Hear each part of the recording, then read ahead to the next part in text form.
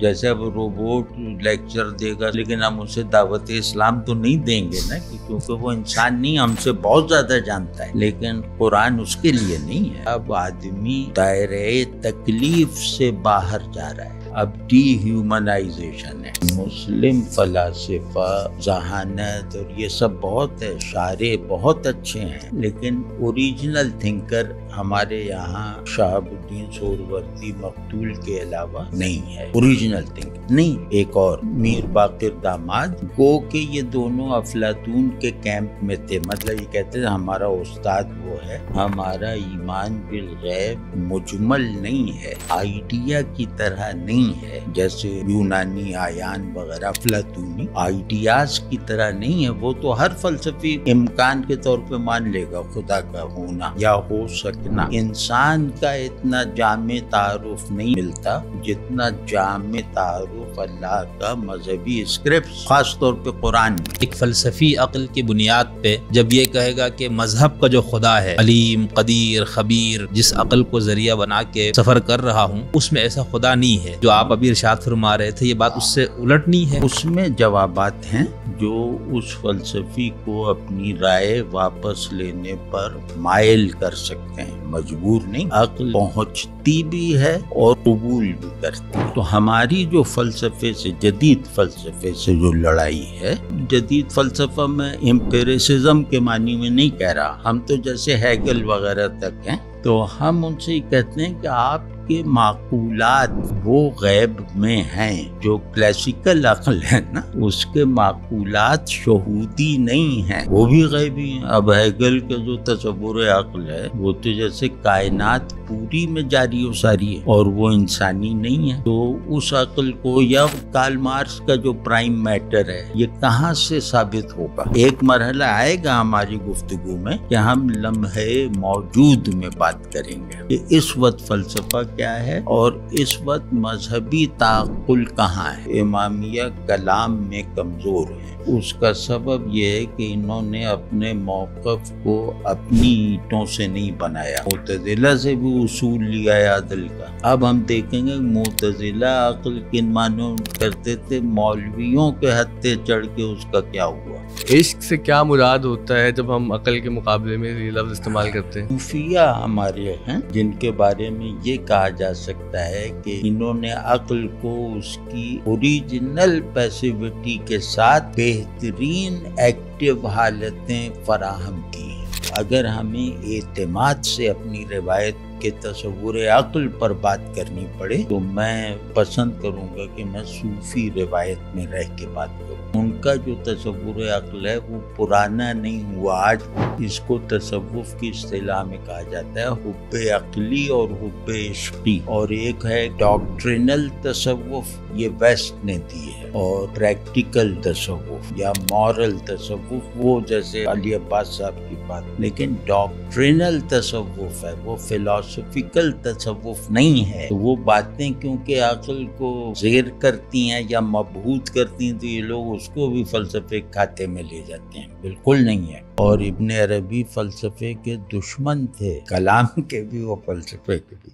السلام علیکم۔ Of the school کے آج کے پوڈ کاسٹ میں ہمارے ساتھ احمد جاوید صاحب موجود ہیں۔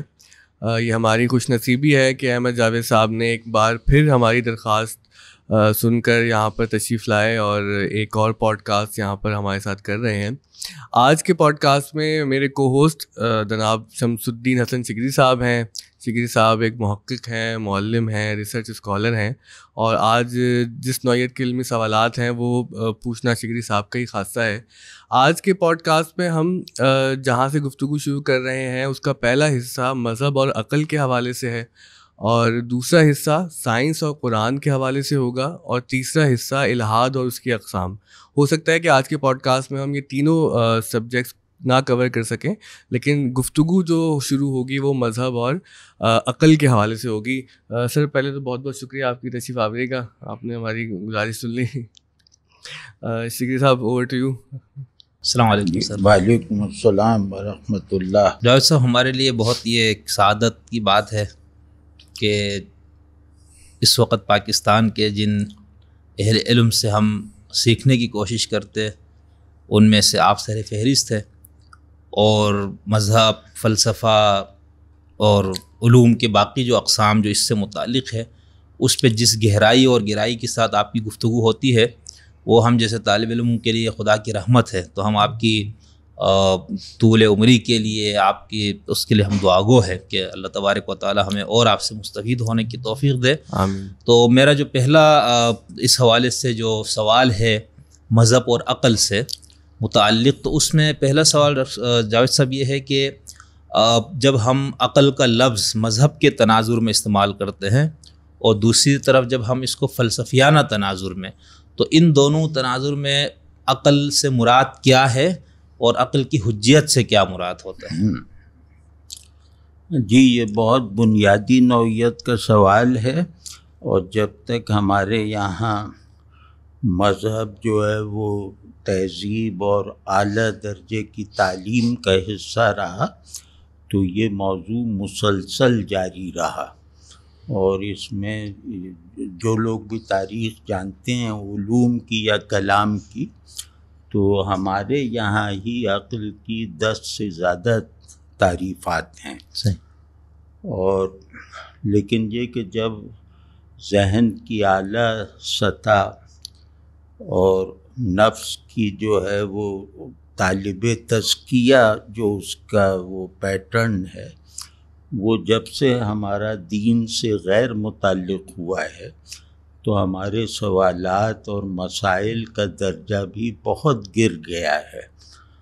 تو جب سوالات گر جائیں، بہت سطحی ہو جائیں، تو ان کی کوکھ سے ہی جواب جنم لیتے ہیں نا. تو میری نظر میں مذہبی دانش میں انحطاط کا یہ دور ہے، اور اس دور کی پیدائش کا سبب یہ ہے کہ بعض سمجھ میں آ سکنے والے اور بعض نہ سمجھ میں آ سکنے والے اسباب کی وجہ سے مذہب ہمارے ذہن کی بہترین صلاحیتوں کا موضوع نہیں رہ گیا.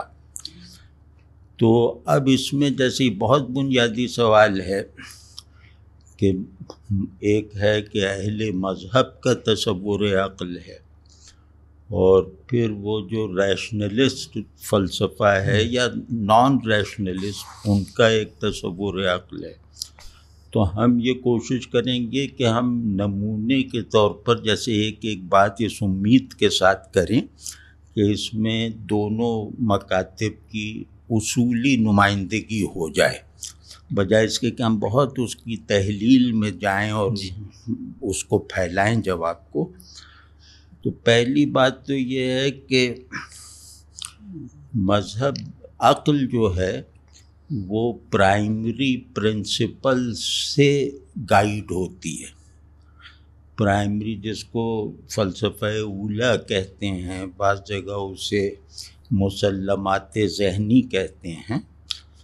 تو آپ کے اور ہمارے ذہن میں کچھ آئیڈیاز ہوتے ہیں جو ہم نے اخذ نہیں کیے ہوتے، وہ ہمارے شعور کی ساخت میں داخل ہوتے ہیں. تو شعور ان آئیڈیاز کی روشنی میں پھر عقل کا استعمال سیکھتا ہے، علم کی روایتیں پیدا کرتا ہے. مثال طور پہ نمبر ہے، چھوٹا اور بڑا ہے قد میں، زمان اور مکان ہے. تو اس طرح کے بہت سارے آئیڈیاز ہیں.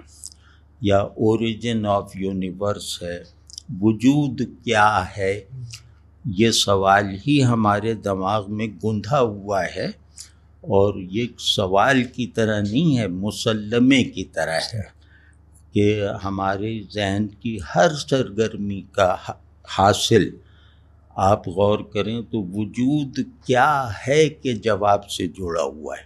ہر طرح کا ہمارا علم جو ہے وہ ہمارے مسلمہ وجود سے جڑا ہوا ہے. ہمارے ہر علم سے وجود کیا ہے کہ سوال کا ایک چھوٹا یا بڑا جواب ملتا رہتا ہے. تو پھر وہ جو میں عرض کر رہا تھا، تو جو پرائمری پرنسپل یا پرائمری پرنسپلز ہوتے ہیں جس کو کانٹ نے اچھا نام دیا، وہ ہے انیٹ آئیڈیاز. ہمارے یہاں اس کو فلسفہ اولا کہا جاتا ہے. ملا صدرہ وغیرہ اس کے بانی ہمارے یہاں ابو علی سینا ہیں. اس کو قبل تجربی بھی کہا جاتا ہے. ہاں قبل تجربی آئیڈیاز ہیں نا وہ ہم نے باہر سے نہیں لیے، وہ علم کی قبیل سے نہیں ہیں، وہ علم کو اس کی باؤنڈری فراہم کرتے ہیں. اور آپ کے ذہن کی کوئی بھی سرگرمی ان آئیڈیاز کی گرفت سے باہر نہیں ہو سکتی. تو وہ گویا مادہ تعقل ہے، وہ گویا سبسٹنس آف نالج ہے. تو اب یہاں سے اگر ہم دیکھیں کہ فلسفے میں پرنسپل کا وہ آئیڈیاز کیا ہیں، یعنی کہ پرائمری جو کیا کہتے ہیں پرائمری فلسفی کیا ہے اور مذہب میں کیا ہے. مطلب شعور پر ہر طور سے ہر جہت سے حاکم تصورات مذہب میں کیا ہیں اور فلسفے میں کیا ہیں، یا کوئی اور علم لے لیں اس میں کیا ہیں. تو مذہب میں جتنے بھی آئیڈیاز ہیں وہ میٹافزیکل کنسٹرکٹ کے ہیں. جیسے توحید یہ انیٹ آئیڈیا ہے، الوہیت، غیب، اور کیا نام ہے ٹرانسینڈنس، تنزیہ. تو اس طرح کے جو ہمارے ایمان بالغیب کے جو محتوا ہیں وہ مذہبی شعور کے انیٹ آئیڈیاز ہیں. وہ ہم جب تفصیل سے جائیں گے تو قرآن وغیرہ کی روشنی میں بھی یہ بات بالکل جیسے واضح ہے. یہ فلاسفائز ہم نہیں کر رہے جی. جیسے توحید پر کوئی عذر نہیں سنا جائے گا، یہ ہمارے تمام مکاتب فکر میں یہ مشترک ہے. ہمارے ہی یہاں نہیں، دنیا کی ہر مذہبی روایت میں تہذیب توحید کو نہ مان سکنا یہ محمل بات ہے. وہ اسی وجہ سے کہ شعور کی میٹافزیکل جو ساخت ہے نا مابعد الطبیعی، اس کا بنیادی آئیڈیا توحید الوہیت ہے یا توحید خالقیت ہے. مطلب آپ کسی بھی اینگل سے کائنات کا اگر خالق ہونا ضروری ہے تو وہ ایک ہوگا، کائنات میں معبود ہونا ضروری ہے وہ ایک ہوگا وغیرہ. وہ جو الوہیت کے مصداقات چاہے بدلتے رہیں، یعنی کہیں خالق کہیں رب، لیکن یہ میٹافزیکل کانشسنس کا لازمہ ہے. مطلب اب کیا ہوگا کہ یہ شعور جو مذہب سے تربیت یافتہ ہے یا نہ صحیح، یہ چیزوں کو وحدت اور کثرت کے اصول پہ دیکھتا ہے. اور کیونکہ آئیڈیا عمل میں جو آتا ہے وہ 90% تعقل سے آتا ہے، 10% دوسری فیکلٹیز ہیں، تخیل وغیرہ. تو اب جب وہ عقل جو وحدت و کثرت کے پیراڈائم میں رہتے ہوئے وجود اور اس کی حقیقت کو موضوع بنائے، وہ ہے مذہبی عقل. مطلب پورے معنوں میں وہ مذہبی عقل چاہے ریڈ انڈین کی ہو چاہے مسلمان کی ہو، وہ اسی میں اس کے قطبین ہیں وحدت و کثرت، اور حقیقت ہمیشہ واحد ہوگی. جو چیز کثرت کے دائرے میں ہے وہ کبھی حقیقی نہیں ہوگی. اب یہ عقل کی سرگرمیاں ہیں، واضح ہے نا. پھر ٹائم آتا ہے، اسپیس، مختلف چیزیں آتی ہیں. تو عقل کا جس کو ہم کہتے ہیں عقل عملی یا جو پریکٹیکل ریزن اور اس کا ججمنٹل آرڈر، وہ چلتا ہے وحدت و کثرت کے اصول پہ. اور وہاں عقل وحدت کو دریافت کرنے کی کوشش نہیں کرتی، وہ کثرت کا تجزیہ کرتی ہے انہیں کسی اصل وحدت سے منسوب دکھانے کے لیے، وہاں وہ استدلال سے کام کرتی ہے. تو یہ تو ہوا مذہبی عقل. اور اس میں تھوڑا سا اور آگے جب ہم آگے جائیں گے تو اس کے بہت سارے گوشے ہیں.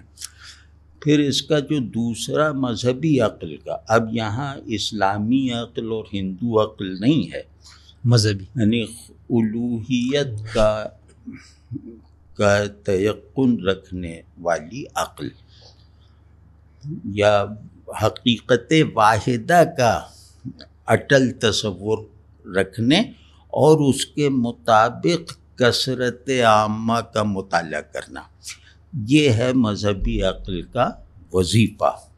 چاہے وہ ریویلڈ مذہب ہو، چاہے وہ ہمارا بنایا ہوا ہو، چاہے وہ فلسفہ مابعد الطبیعیات ہو، سب کا اس میں اتفاق ہے.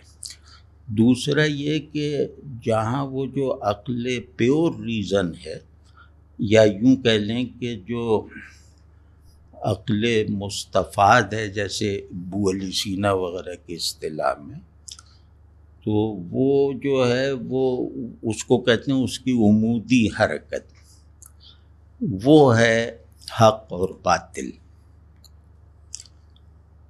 حق اور باطل وہ ان پولز میں بھی کام کرے گی.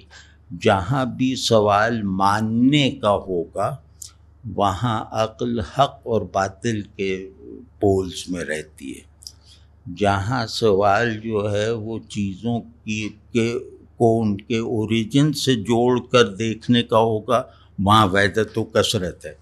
اور جہاں ہیومن ایجنسی آ جائے گی کہ بھئی انسان کے لیے دنیا کیا ہے، یعنی ہم اس نظام وجود میں ایک الگ شناخت کے ساتھ ہیں، تو ہم گویا اس جتنا معلوم نظام وجود ہے اس میں ہم سب سے منفرد بھی ہیں اور ترقی یافتہ بھی، کیونکہ صاحب عقل ہیں وغیرہ وغیرہ. تو یہاں پھر عقل کا ایک اخلاقی کردار بھی شروع ہوتا ہے. جب بھی یہ کہا جائے گا کہ اس صورتحال میں انسان کی کیا حیثیت ہے، وہ حیثیت ہمیشہ اخلاقی ہوگی. تو وہ پھر خیر و شر کا بنتا ہے. تو میٹا فزکس پر اساس رکھنے والی عقل ان تین دائروں میں کام کرتی ہے اور ان تینوں دائروں کو ایک دوسرے سے مربوط رکھتی ہے. یعنی خیر و شر حق و باطل سے مربوط ہے، سب چیزیں آپس میں انٹر کنیکٹڈ ہیں. جب کہ فلسفہ، اب ہم یہاں فلسفہ پہلے تعریف کریں گے کلاسیکی فلسفہ، کیونکہ کلاسیکی فلسفے کی تین، جیسے عقل کی تین دنیائیں ہیں. ایک وہ جو آئیڈیلزم میں ہے عقل کا کردار، اس کی بہترین نمائندگی افلاطون کے ہیں.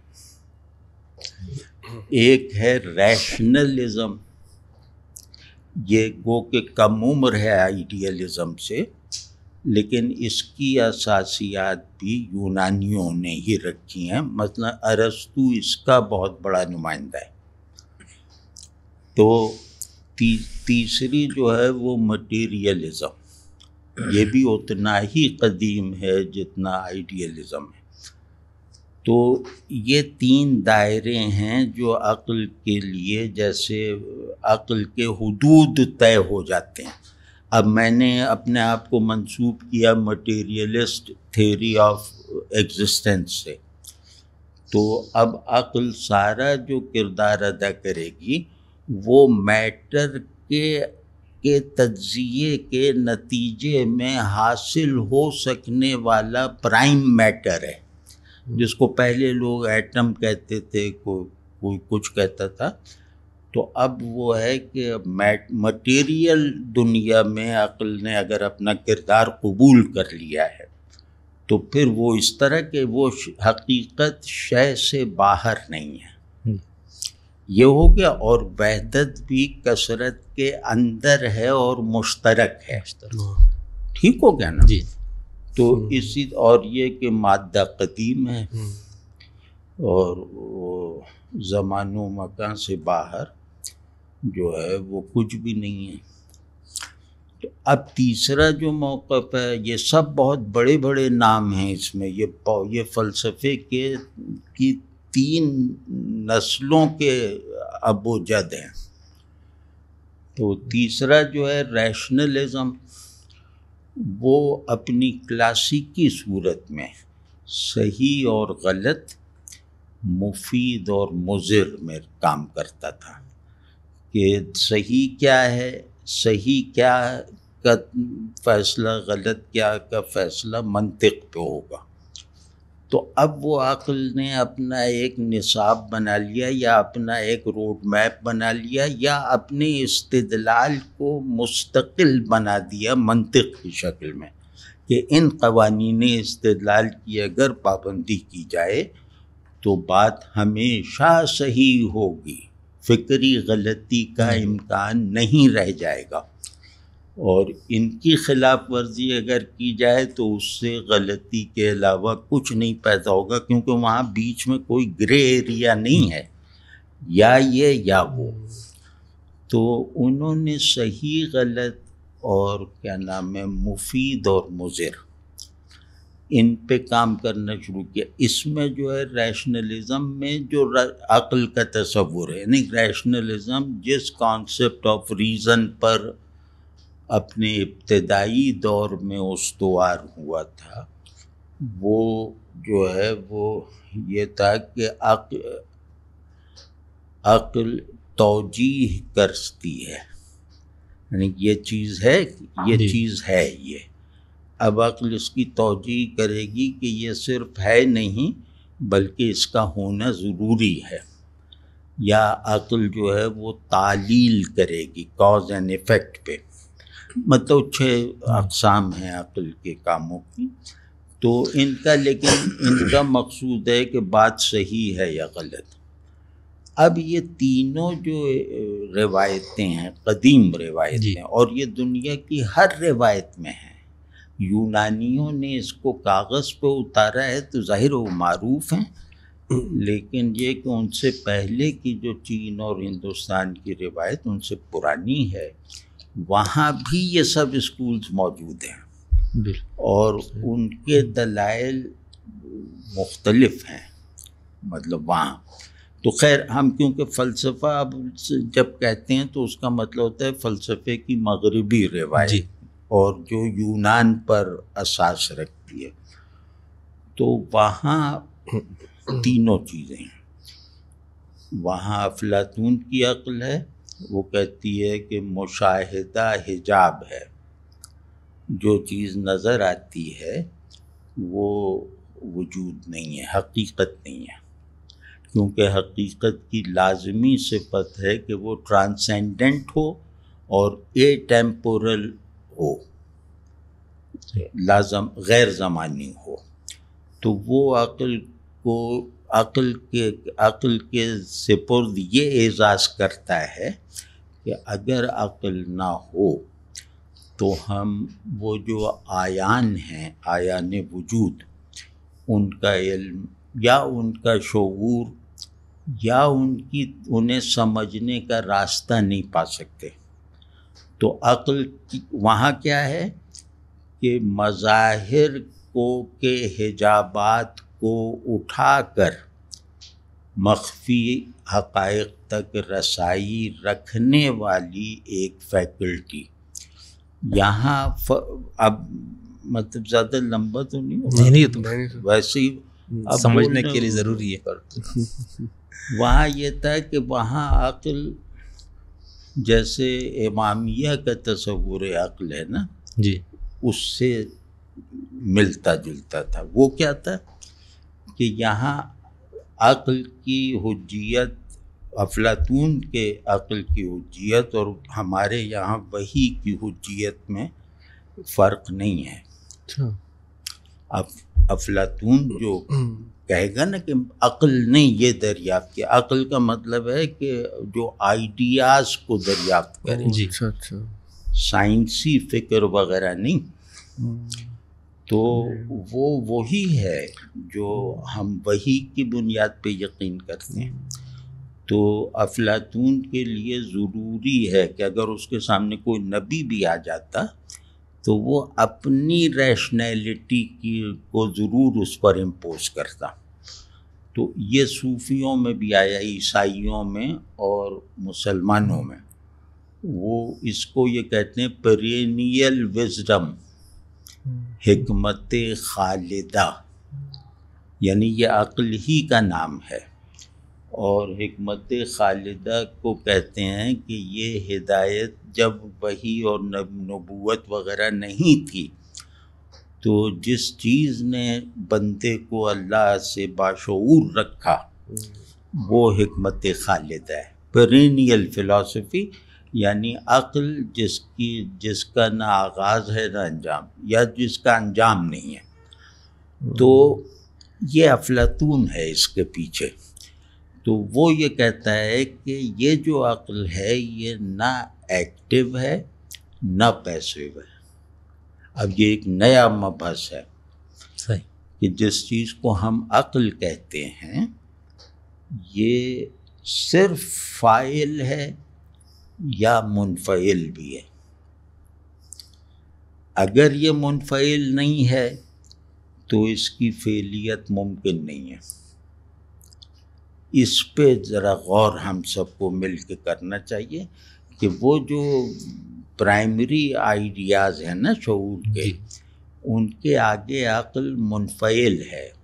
ان پہ استدلال و تحقیق و تجزیے والی نظر نہیں ڈالتی.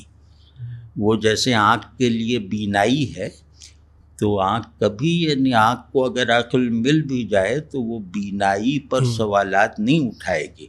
تو ایک چیزیں جو ہے وہ سبجیکٹیولی سیلف ایویڈنٹ ہوتی ہیں، بداہت عقلی رکھتی ہیں.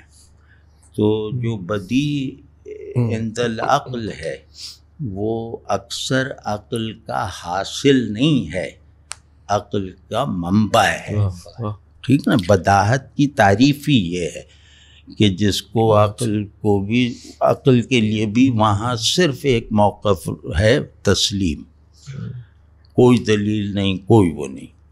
تو افلاطون نے جو بہت کمال کیا ہے فلسفے کی تاریخ میں، اور یہ ان میں سے ایک بات ہے جس کی بنیاد پہ افلاطون کے برابر کسی کو نہیں بٹھایا جا سکتا، کسی بھی فلسفے کی روایت کے آدمی کو. وہ یہ ہے کہ اس نے عقل کو ایک، یوں کہہ لیں کہ ایک مابعد طبیعی واقعہ بنایا ہے. وہ ہمارے آپ کے اختیار میں نہیں ہے، ہمیں چاہیے کہ ہم اس کے اختیار میں رہیں. ٹھیک ہے نا؟ تو عقل کیا ہے کہ وہ کہہ رہے ہیں کہ جب آئیڈیاز فارم سے رابطہ، جو ان کی نسبت ہے فارم سے، تو وہ جو نسبت ہے وہ عقل ہے. تو اب یہ صرف ذہنی قوت نہیں رہ گئی، اب یہ عقل ہو گئی کہ یہ کازمک ریزن ہے، کازمک انٹلیکٹ ہے، اور یہ انسان میں آ کر قابل شناخت اور لائق استعمال ہے. اس کو بعد میں ہیگل نے بہت آگے تک پہنچایا، لیکن افلاطون نے یہ کام کیا. تو اب صورت یہ ہے کہ افلاطون کا الوہیت کا تصور نہیں تھا اس کے پاس جیسے وہ میٹا فزیکل اینٹیٹیز اور آئیڈیاز اور سورسز، جس میں سب سے بڑا آئیڈیا آف ورچو تھا، یعنی قدر خیر. تو اس کے یہاں الہ کا تصور وہی تھا، اسی انداز کا تھا جیسے یونانی اساطیر میں تھا، زیوس وغیرہ کا.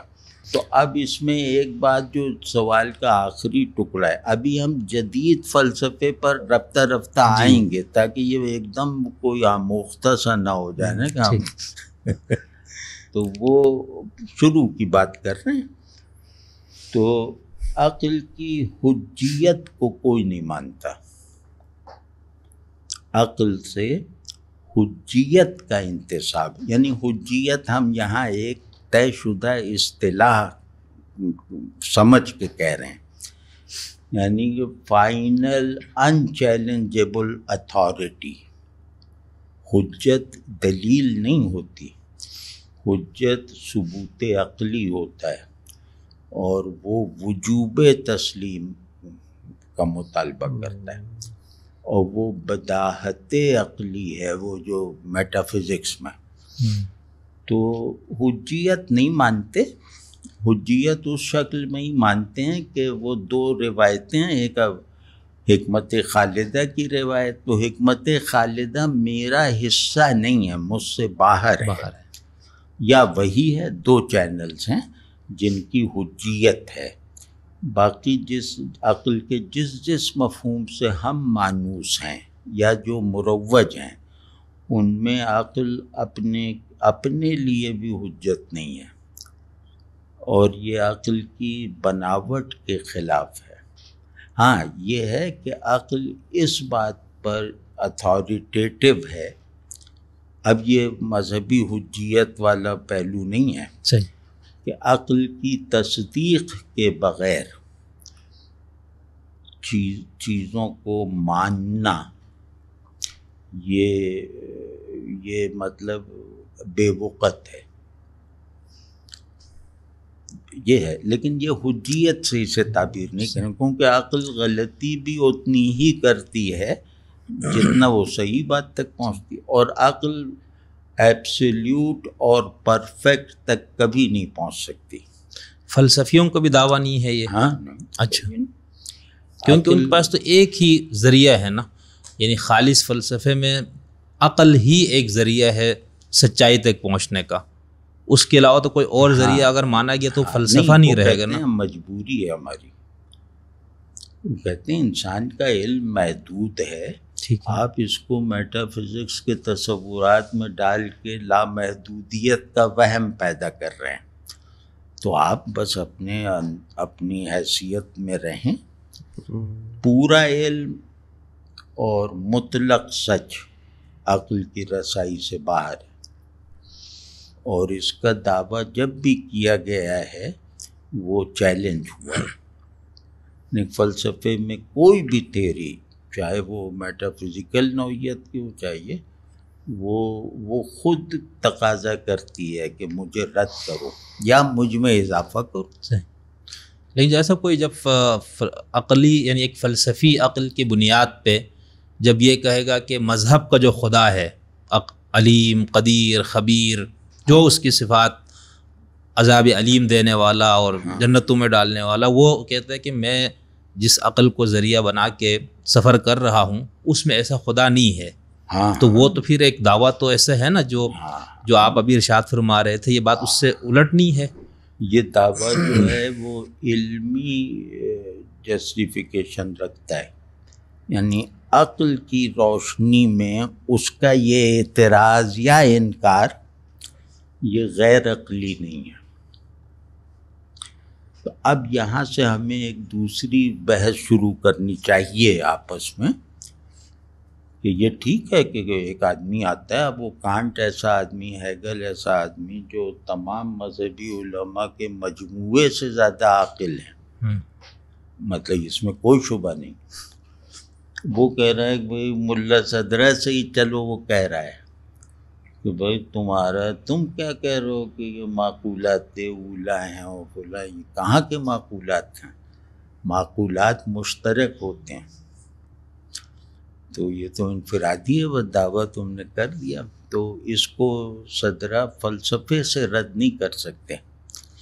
اگر آپ انہی کی لاجک کو پہ چل کے اگر آپ اس کو سمجھانے چلیں یا رد کرنے چلیں کہ بھئی تمہاری عقل کا کیا ہے، دیکھو اس رخ سے یہ جوابات ہیں اور یہ سب عقلی ہیں، تو وہ ہمیشہ منہ کی کھانی پڑے گی، کسی بھی فلسفی کا سامنا نہیں کر سکتے جو اگر یہ سوال اٹھاتے کیوں۔ اور ہم اپنے آپ سے بھی اگر پوچھیں کہ ہمارا ایمان بالغیب مجمل نہیں ہے، آئیڈیا کی طرح نہیں ہے جیسے یونانی آیان وغیرہ افلاطونی یا ابن عربی کے وہ، تو آئیڈیاز کی طرح نہیں ہے وہ تو ہر فلسفی امکان کے طور پہ مان لے گا خدا کا ہونا یا ہو سکنا، تو یہ تو دعوے کے طور پر ہے نا کہ خدا ہے، اور اس کا پورا تعارف انسان کا اتنا جامع تعارف نہیں ملتا جتنا جامع اور معنی تعارف اللہ کا مذہبی اسکرپٹس میں، خاص طور پہ قرآن میں۔ بالکل، تو وہ تو ہر طرف سے، جیسے آپ کو یقین کی فضا میں دیکھنا چاہتا ہے نا کہ وہ دیکھ رہا ہے، تم اسے گویا دیکھ رہے ہو فلاں، جیسے وہ امپیریکل تجربات سے زیادہ تیقن کی فضا پیدا کرتا ہے قرآن اللہ اور مغیبات کے حوالے سے۔ تو اب یہ بات جو ہے نا یہ ہمیں سمجھنی چاہیے، مطلب ماننے والوں کو، اور جو یہ چاہ رہے ہیں کہ عقل کے ساتھ یہ جو مستقل خلیج ہے جس کو ہم کہیں ایمان اور عقل یا عقیدے اور عقل میں، موجودہ دور میں یہ خلیج جیسے اب مطلق ہوتی جا رہی ہے، مستقل ہے، تو وہ ہم کیسے اس میں اپنا دفاع یا کیسے ہم صحیح بات تک پہنچیں، تو اس میں جوابات ہیں جو اس فلسفی کو اپنی رائے واپس لینے پر مائل کر سکتے ہیں، مجبور نہیں۔ تو وہ یہ ہے کہ عقل جو ہے وہ پہنچتی بھی ہے اور قبول بھی کرتی ہے، یہ بہت بنیادی نقطہ ہے۔ عقل اپنی اصل میں قابلیت ہے، یعنی صلاحیت ادراک یا استعداد قبول ہے اپنی ماہیت میں، تو اس کا قابلیت ہونا دنیاوی استعمال میں یا عقل کے جو امپیریکل اور ریشنل استعمالات ہیں اس کی قابلیت کا عنصر اوجھل رہتا ہے، مطلب اس کے کسی استدلال میں تسلیم کا عنصر اوجھل رہتا ہے، غائب رہتا ہے، یہ نہیں کہ رد کر دیا گیا ہے، وہ اس میں آ نہیں پاتا۔ تو اگر کوئی ڈسپلن ایسا ہے، اگر کوئی کانشسنس، شعور جامع اصطلاح ہے عقل کے مقابلے میں، تو اگر شعور جو ہے وہ اپنی قابلیت اصلی، یعنی وہ اختیاری نہیں ہے، جیسے آنکھ کے لیے بینائی ہے ویسے عقل کے لیے قابلیات حقائق ہیں، جیسے ہمارے یہاں یہ اصطلاح عام استعمال ہوتی ہے اللہ کے لیے بھی بندوں کے لیے بھی، قابلیات، تو وہ قابلیت کلینکلی پروویبل ہے، یعنی عقل کی انفعالی استعداد، عقل کی استعداد محض، اس کا جب بھی کوئی فلسفی تجزیہ کرنے جائے گا تو ہم یہ بات اعتماد سے کہہ سکتے ہیں کہ وہ ریزن ہے سچ کو جب دیکھے گا تو وہ سوائے قابلیت کے اور کچھ نہیں پائے گا۔ تو ہم وہ دعویٰ کرتے ہیں کہ ہمارے پاس وہ چینل فراہم ہوا ہے جہاں عقل اپنے انفعال کے ساتھ اپنی قابلیت کو پورا کا پورا کھپا سکنے کے ماحول میں رہتی ہے، یعنی حالت تسلیم میں رہتی ہے دعوائے کمال ہونے کے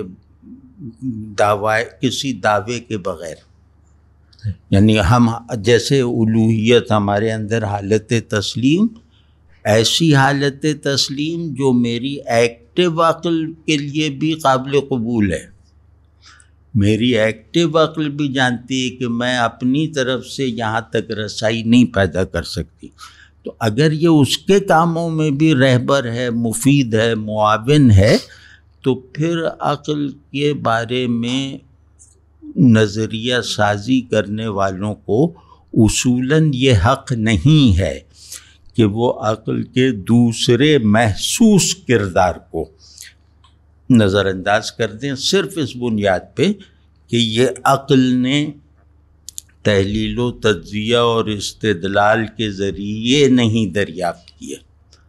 تو ہماری جو فلسفے سے، جدید فلسفے سے جو لڑائی ہے وہ یہ ہے کہ اب جدید فلسفہ میں امپیریسزم کے معنی میں نہیں کہہ رہا، ہم تو جیسے ہیگل وغیرہ تک ہیں، تو ہم ان سے یہ کہتے ہیں کہ آپ کے معقولات وہ غیب میں ہیں۔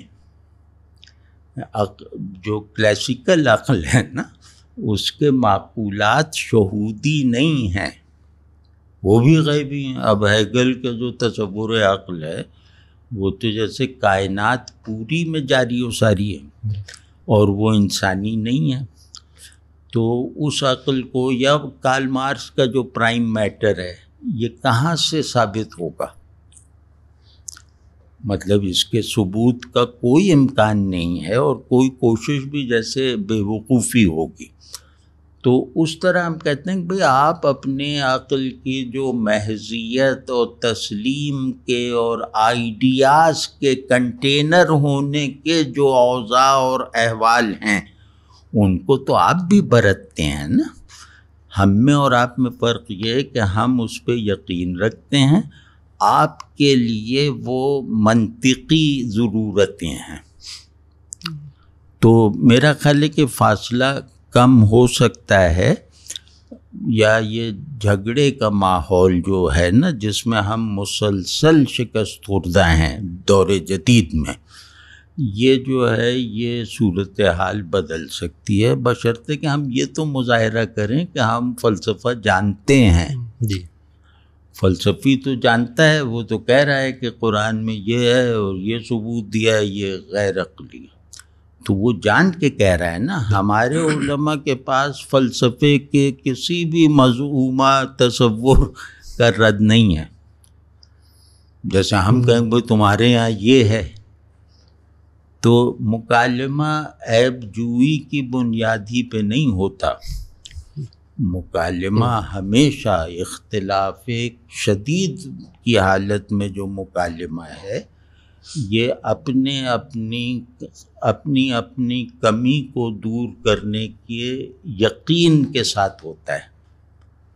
فلسفی بات کرے گا تو اس کی ایک کمی دور ہوگی، اور عالم مذہبی کوئی فلسفی سے بات کرے گا تو اس کی بھی ایک کمی دور ہوگی، تو وہ ماحول ہمارا۔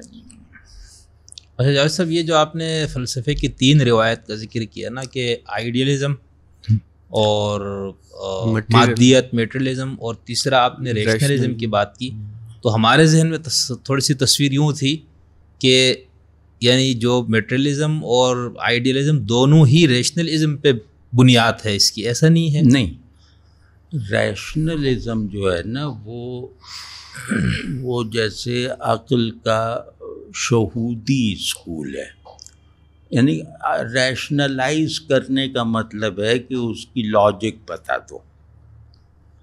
تو ریشنلزم جو ہے وہ آئیڈیلزم سے بھی مختلف ہے اور مٹیریلزم سے بھی مختلف ہے۔ مطلب ریشنلسٹ جیسے یہ تھا، وہ جو ارسطو ہے، جیسے ہیوم ہے، جیسے اس طرح کے بہت سارے، یا کانٹ ایک مخصوص معنی میں ریشنلسٹ ہے، آئیڈیلسٹ نہیں ہے۔ وہ کہتے ہیں ریزننگ کر کے دکھاؤ۔ کانٹ سے دونوں روایت نہیں نکلتی جاوید صاحب؟ کانٹ سے جرمنی کے اندر جو یعنی عقلیت کی بھی اور یہ جو مادیت، وہ تو دونوں ان کو اپنا امام نہیں مانتے، یعنی امام اس معنی میں کہ انہی سے ہی دونوں اپنے سارے دلائل لیتے ہیں۔ مادیت اس کا موضوع نہیں ہے، وہ کازمالوجی پہ کلام نہیں کرتا، مادیت میں کائنات پہ کلام ہوتا ہے، یعنی آبجیکٹیو، صرف مادیت میں سبجیکٹیو مباحث نہیں ہوتے۔ نہیں، مادیت سے جیسے جو یہ مراد ہے نا کہ ہم کائنات سے متعلق، انسان سے متعلق اور جو کچھ ہے وہ سچائی اسی مادے کائنات کے اندر ہی ہے. اس کے لیے ہمیں غیر مادی کائنات میٹا فزکس میں نہیں جاننا. یہ مادیت یہاں پہ مکمل ہوئی ہے. صحیح. کانٹ تک اپنے مراحل میں یہ مکمل نہیں ہوئی تھی، یہ مکمل ہوئی ہے کارل مارکس پر. جی. تو اس نے کہہ دیا کہ آپ کی شعور بھی مادی ہے. جی. یہ پہلی مرتبہ کارل مارکس نے کہا ہے نا کہ شعور بھی مادہ ہے. تو وہ نہیں، ہم تو کیونکہ ایک سیکوینس میں بات کر رہے ہیں نا، ایک مرحلہ آئے گا ہماری گفتگو میں کہ ہم لمحے موجود میں بات کریں گے کہ اس وقت فلسفہ کیا ہے اور اس وقت مذہبی تعقل کہاں ہے. ٹھیک، وہ ہم بعد میں کریں گے. ابھی تو ہم جیسے اصولی پس منظر سا ایک دیکھنے کی کوشش کر رہے ہیں. اور میں جو ہوں، اگر مجھ سے کہا جائے تو عقل ارادے کے تابع ہے. آپ نہ پیچیدہ بات کریں کہ بھائی وہ نیٹ آئیڈیاز، اور ظاہر ہو کہ ہمیں ثابت کرو، کہاں ثابت کریں. تو سیدھی بات یہ ہے کہ عقل چیزوں کا تصور باندھنے یا اپنے حاصلات کو تصدیق فراہم کرنے والی واحد قوت ہے ہمارے پاس. یہ عقل ہے، وہ صحیح غلط کا بھی فیصلہ کرے گی. تو لیکن یہ عقل خود مختار نہیں ہے، کہیں بھی نہیں ہے. یہ عقل صاحب عقل کے ارادے اور اصحاب عقل کے معتقدات کے تابع ہے. یعنی اجتماعی شکل میں وہ اس معاشرے میں موجود معتقدات کو صرف کرے گی، اور انفرادی سطح پر میں جیسا چیزوں کو دیکھنا چاہتا ہوں عقل اس کو، میری اس خواہش کو پوری کر دے گی. یہ عقل کی ٹوٹل ورکنگ ہے. اور یہ ہم لوگوں نے فلسفیوں کے اس میں آ کر اس کو بہت زیادہ ایبسٹریکشن میں جو ڈالا ہے نا مذہبی تعقل، تو وہ نقصان دہ ثابت ہوا ہے. یعنی آپ کی گفتگو سے ہمیں یہ بھی سمجھ میں آ رہا ہے کہ جس کو ہم فلسفیانہ تعقل کہتے ہیں وہ بھی کوئی مکمل آزاد نہیں ہے، وہ بھی اس فلسفی کے.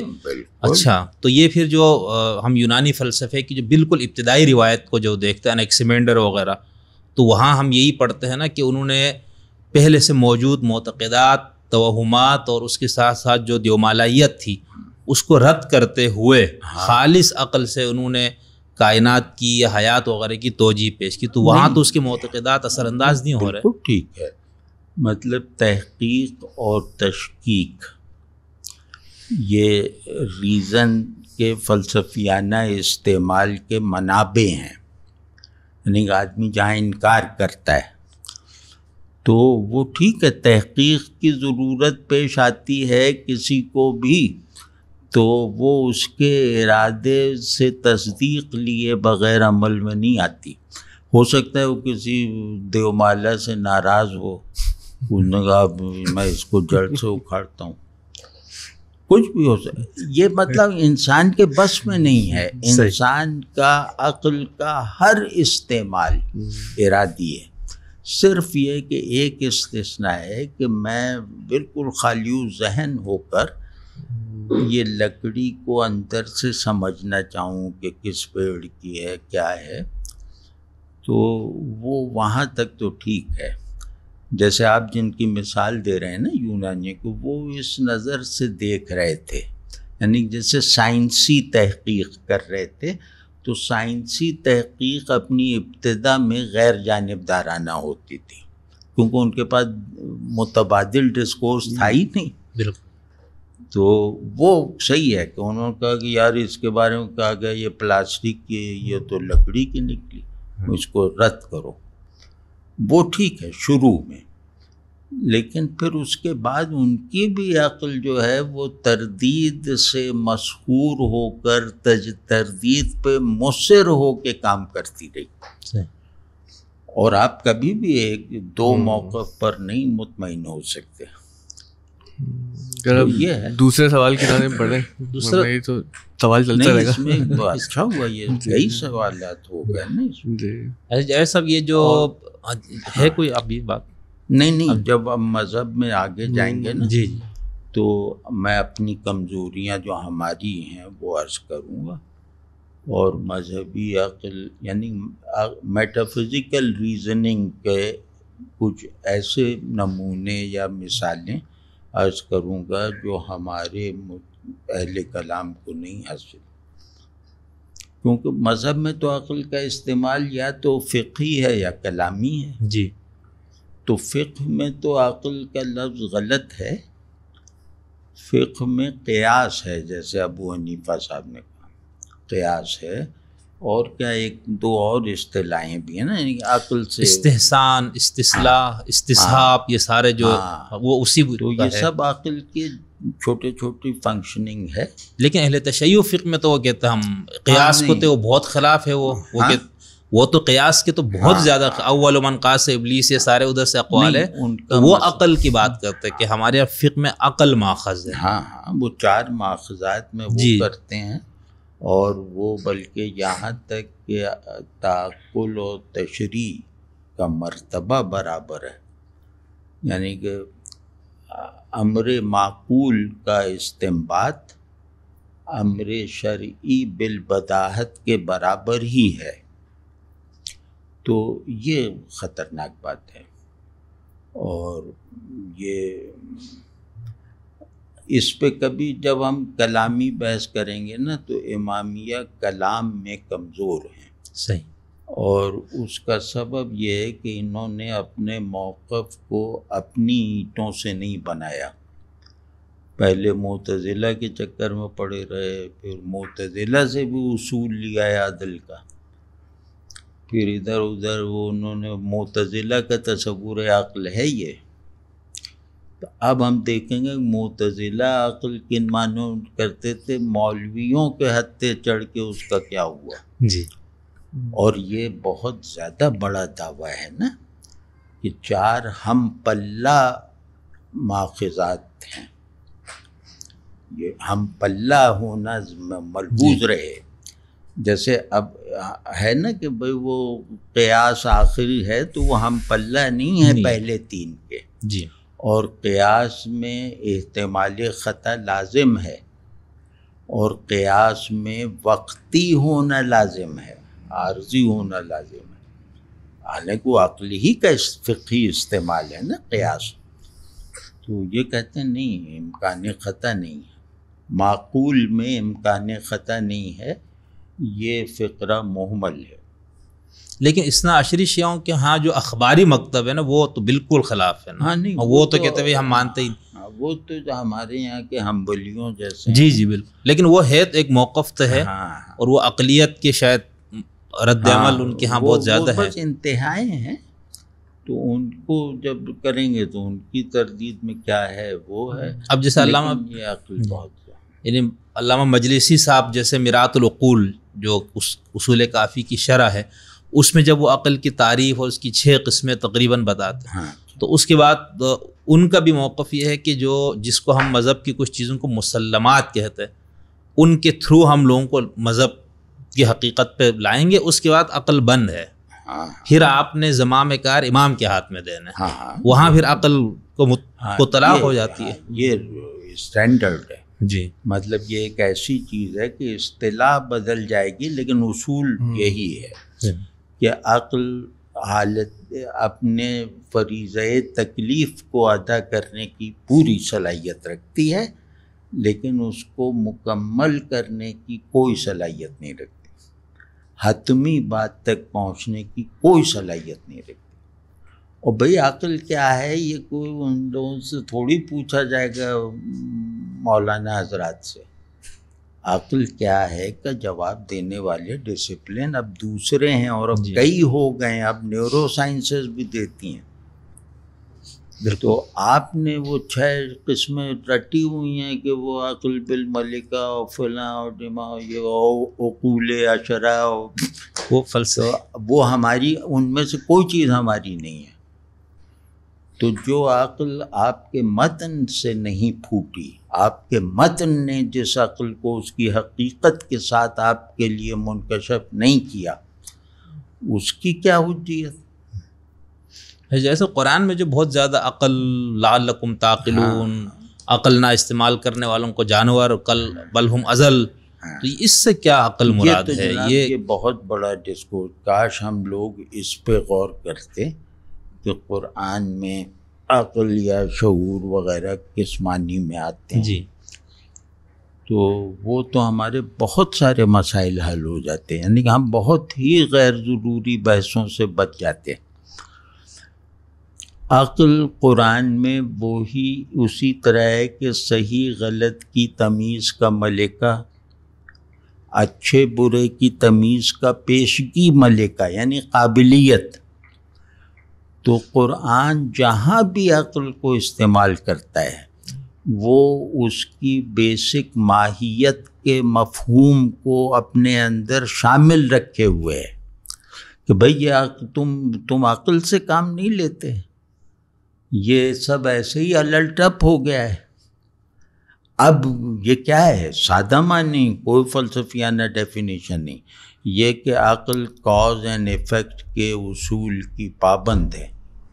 اب یہ بتا دیا کہ یہ ایسے ہی ہو گیا سب کچھ، ایک یہ سادہ سی بات یہ ہوئی، اور دوسرا جو اس میں اب میں یقین سے نہیں کہہ سکتا، میں تو عالم نہیں ہوں، لیکن مجھے محسوس ہوتا ہے جب تک اس کی غلطی نہ واضح ہو مجھ پر، تو میں اپنی اس تاثر کو صحیح سمجھتا ہوں، علمی سمجھتا ہوں۔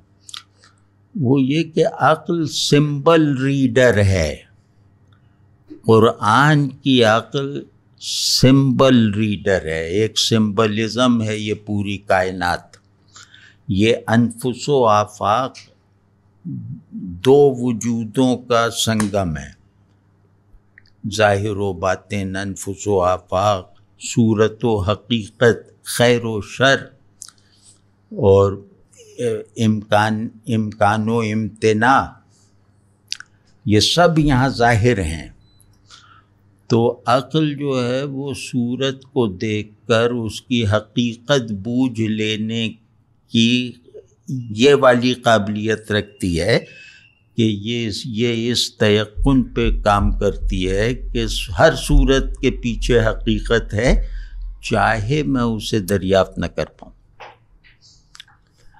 عقل کے جو دعوے ہوتے ہیں وہ اس کے علم میں آئے ہوئے نہیں ہوتے، ایک یہ بہت نازک بات ہے۔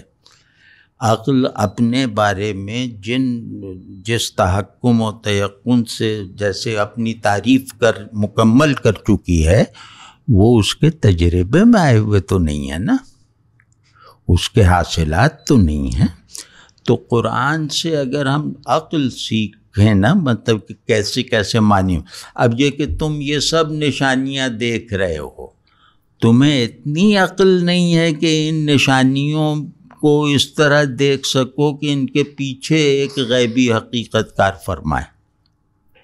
اب یہ سادہ سی بات ہے جی، تو تم صورت پہ رک جاتے ہو، تم لٹرلسٹ ہے، جیسے ہمارے ہاں لٹرلسٹ ہوتے ہیں نا، جی، تو اللہ اس سے روکتا ہے، وہ کہتا ہے ہر چیز حقیقت میں کچھ ہے، صورت کے تجزیے میں وہ کچھ اور ہے، ان دونوں کو مجتمع رکھو، مطلب ایک میں غلطی سے نہ ڈرو، دوسرے میں غلطی کا موقع نہیں آنا چاہیے، کیونکہ دوسرا حصہ تسلیم کا ہے اور یہ حصہ تحقیق کا ہے۔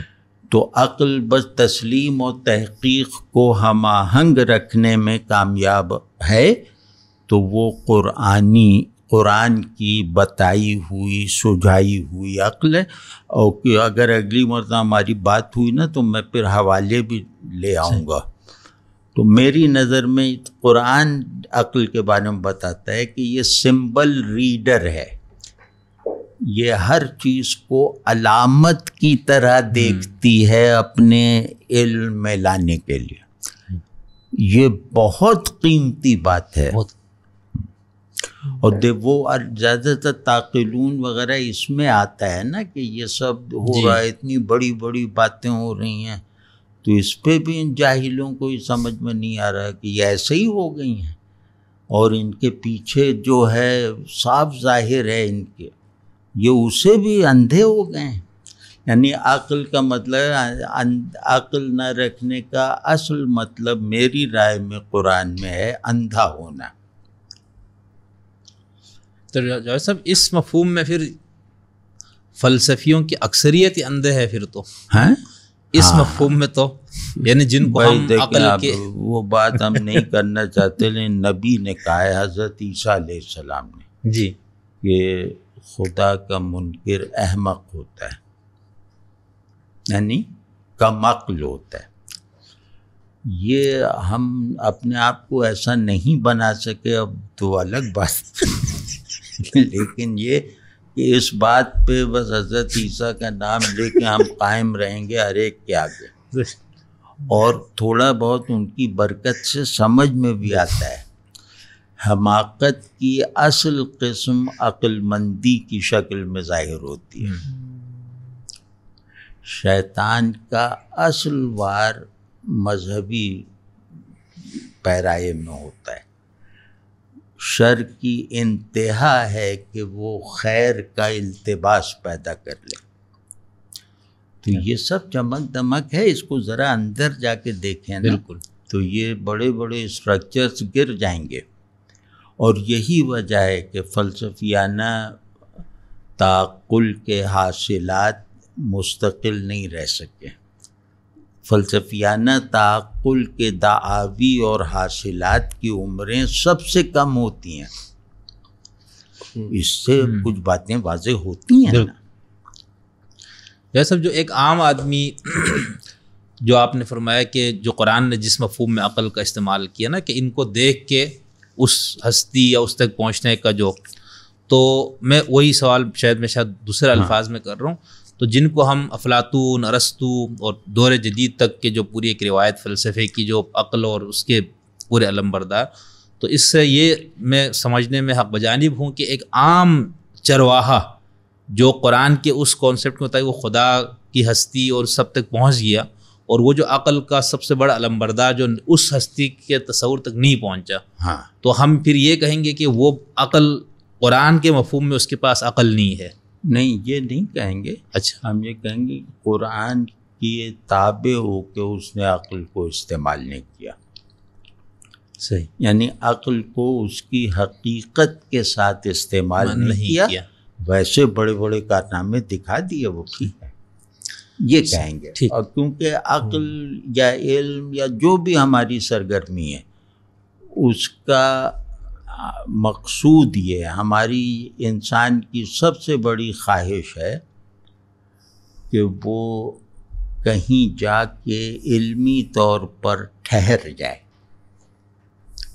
یعنی وہ نہایت علم تک چاہے جزوی ہو پہنچ جائے۔ یہ انسان کی سب سے بڑی آرزو ہے، یعنی انسانی ذہن اور عقل کی۔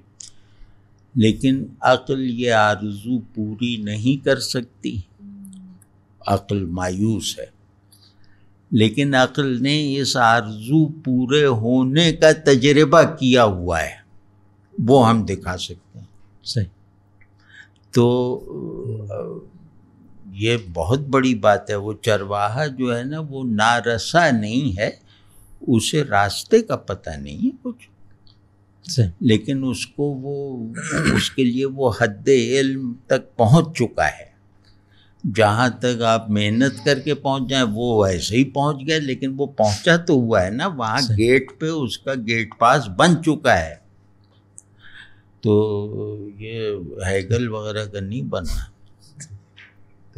صحیح، جیسا اب جو ایک تو وہ بندہ جو ثنویت یا کثرتیت کا قائل ہے، شرک کا، اس کو تو توحید پہ، وحدانیت پہ لانے کے لیے ہم عقلی اس کو اطمینان بخش کچھ دلائل دے سکتے ہوں گے، لیکن جو بندہ 2-3 نسل سے یا پیدائشی طور پر خدا کا ہی منکر ہے، جیسے ہمارے چائنا میں اب جو نسلیں ہیں، یہ کوئی شعوری ملحد نہیں، تو پیدائشی ہے میرے خیال سے، تو ان لوگوں کو مذہبی حقائق یعنی جس میں خدا ہے، آخرت ہے، وحی ہے، ان حقائق پہ لانے کے لیے وہ مسلمات عقلی کوئی ہے یا نہیں جن کو بنیاد بنا کے ہم ان کو لائیں گے؟ اگر نہیں ہے تو پھر کیسے؟ وہ ہمارے مخاطب فی الحال نہیں بن سکتے، اچھا، کیونکہ مسلمات عقلی دور جدید میں یونیورسل نہیں رہے۔ کلاسیکی ادوار میں مسلمات عقلی یونیورسل تھے، مطلب ہمارے آپ کے موقف میں ٹکراؤ ہوگا صحیح، لیکن یہ کہ مسلمات کی فہرست سائبیریا سے لے کر تھرپارکر تک ایک تھی، تو اب نہیں ہے ایسا۔ اب ہوتا یہ ہے کہ یہ مسلمات جو آپ کی تہذیب کے مسلمات اور آرکیٹائپس ہیں نا، صحیح، اور آپ کی تہذیب نے اپنی جو تعریف کر رکھی ہے اور اپنی جو منزل طے کر رکھی ہے، جو راستہ بنا رکھا ہے، وہ اب اس طرح کی صورتحال ہے۔ تو چائنا دنیا کی بہت بڑی میٹافزیکل روایت کو رد کر کے یہاں پہنچا ہے، جی، تو اب وہ لگتا ہے کہ وہ اب ان کا کوئی، اب ان کی نظر میں مسلمات عقلی یہ لفظ بے معنی ہے۔ تو پھر کیا بنیاد ہوگی؟ بنیاد ہے کشش جو انہیں محسوس ہو سکے، صحیح، کہ آپ ان سے بڑھ کے مارکیٹ بنا دیں تو وہ پھر راغب ہوں گے کہ یہ کیسے کیا انہوں نے۔ صحیح، صحیح، بس۔ اور چینی وغیرہ جو ہے نا، یہ سب ہیومنس ہیں، اخلاقی برتری بھی نہیں ہوگا، نہیں کچھ بھی نہیں۔ اور یہ شروع میں بھی تاؤ اور کنفیوشس کے دور میں بھی یہ چند لوگوں کا مسئلہ رہا ہے، بلکہ چینی جب مسلمان بھی ہوئے جی، تو وہ ویسے ہی تھے بس۔ سر سب ہیومن سے کیا مراد ہے؟ ہاں، سب ہیومن سے کیا مراد ہے؟ مطلب یہ کہ اب جس میں غذائی ذوق نہ ہو، اب آپ سوچ لیں تو وہ جو بایو معیار ہے اس پہ بھی پورا نہیں اتر رہا ہے نا۔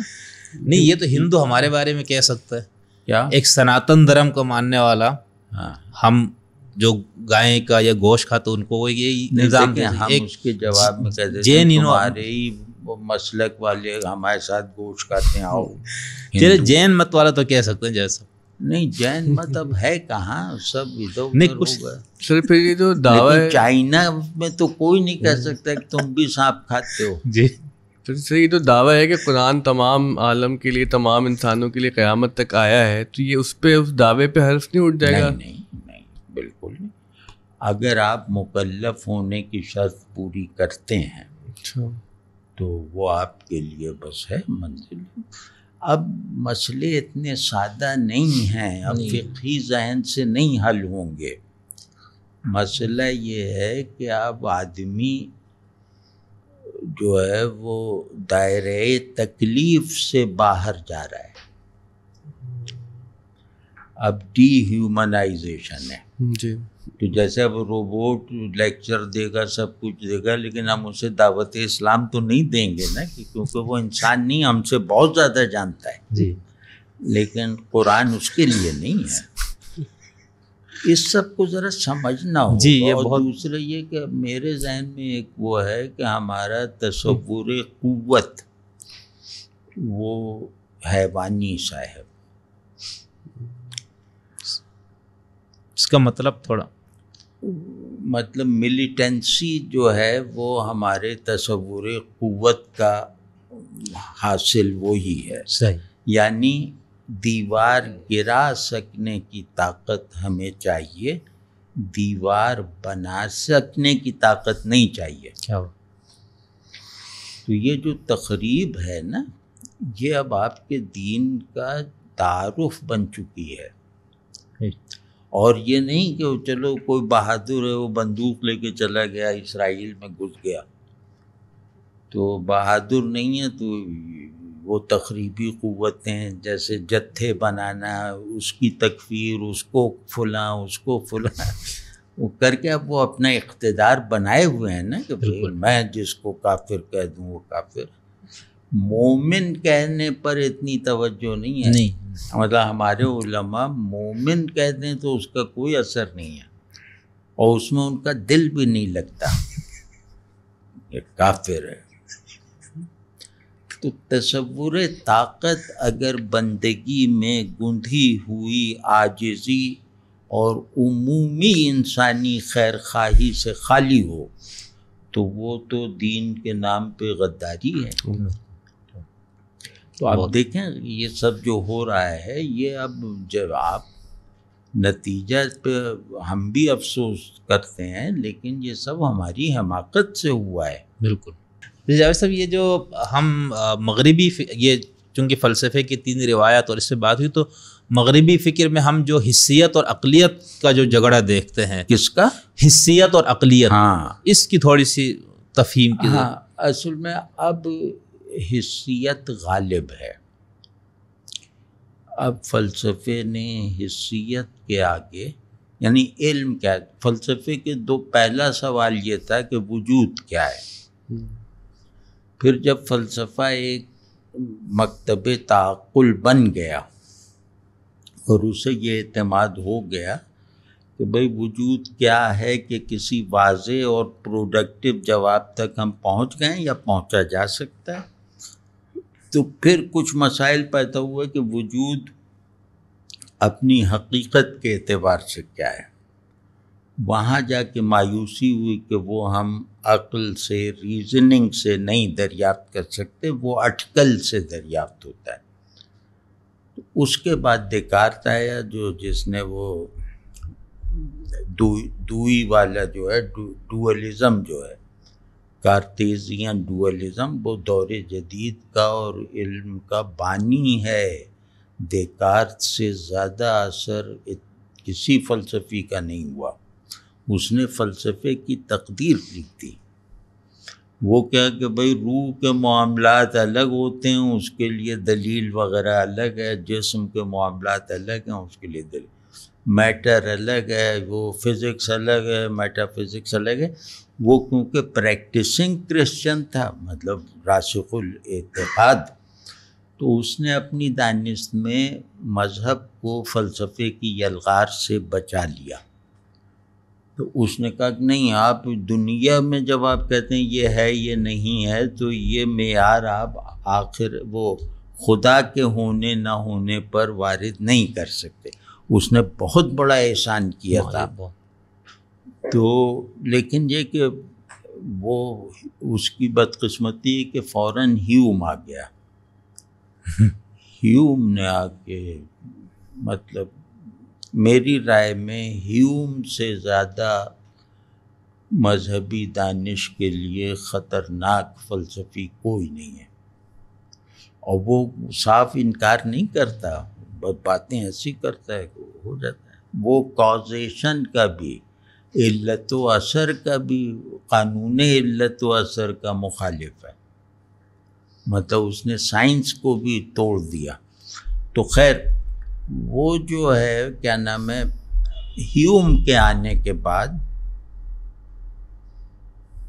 حسیت غالب آ گئی ریشنیلٹی پر. حتیٰ کہ کانٹ ایسا آدمی بھی ہیوم سے ڈرتا تھا. اس نے کچھ ادھر ادھر بچا کے کچھ اصلاحیں کی اس کی. صحیح. پھر جب آخری سانس لی ہے میٹا فزکس نے یا ریشنلزم نے یا آئیڈیلزم نے، وہ ہیگل کی شکل میں. بس ہیگل کے بعد معاملہ پوری کی پوری طرح 2 قوتوں فلسفیانہ مکاتب کے تابع ہے. ایک ایمپیریسزم کہ بس محسوس ہی معلوم ہے، جو محسوس نہیں وہ معلوم نہیں کہلا سکتا، نہ ہو سکتا ہے. اور دوسرا یہ لسانی فلسفے وغیرہ، جو پوسٹ ماڈرن تھیریز جو بالکل ایبسٹریکشن اور خیالی باتیں ہیں. تو یہ ہم کہہ سکتے ہیں کہ اب فلسفہ اگر علم کیا ہے کا جواب دے گا. اب کانٹ نے آ کے علم کیا ہے کہ سوال کو مرکزی سوال بتایا.